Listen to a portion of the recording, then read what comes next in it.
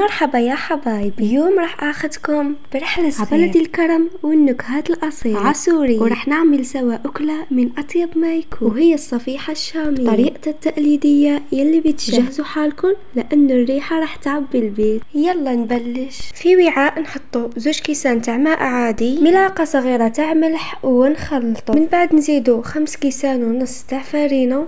الكاس هنايا يرفد 240 مليلتر. نغربلو كلش ونخلطو، نزيدو ملعقه صغيره تاع خميره الحلويات ونلمو كلش بيدي. من بعد نحطو العجين تاعنا على سطح العمل، نقعدو نعجنو فيه غايه حتى نتحصلوا على عجينه تلصق في اليد. من بعد نجيبو العجين تاعنا ونقعدو نقسمو فيه الكريات صغيره، يكونوا حوالي 16 كريه. كوروهم الكريات صغيره كما راه يوضح الفيديو. نحطوهم في بلاطو اللي يكون مرشوش بالفرينه، نغطيو عليهم ونخليهم يرتاحوا بلا ما وجدنا الحشو تاعنا. بالنسبه للحشو في وعاء نحطو كميه من الفلفل الاخضر اللي يكون مقطع قطع صغيره، نزيدو معهم البصله، طوماطيش، واذا كان عندكم المعدنوس زيدوه. نزيدو تاني كميه من اللحم المفروم. بالنسبه للتوابل عندنا ملح، فلفل اسود، فلفل احمر، كمون، وزيدو تاني توابل اللحم، ملعقه كبيره طماطم مصبره، شويه زيت، ونخلطو كلش بيدينا. من بعد نرشو شويه فرينه، نجيبو العجين تاعنا ونبداو نحلو فيه بسمك يكون رقيق. نجيبو طبسي ونرشوه بشويه فرينه، نحطو فيه العجين تاعنا، نحطو الحشو ونقعدو نواسيو غايه في الوجه تاعو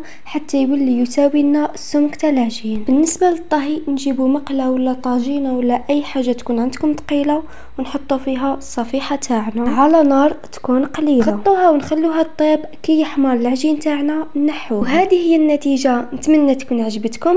ما تنساوش تصلوا على النبي عليه افضل الصلاه والسلام، وشاهدكم في الجنه بصحتكم.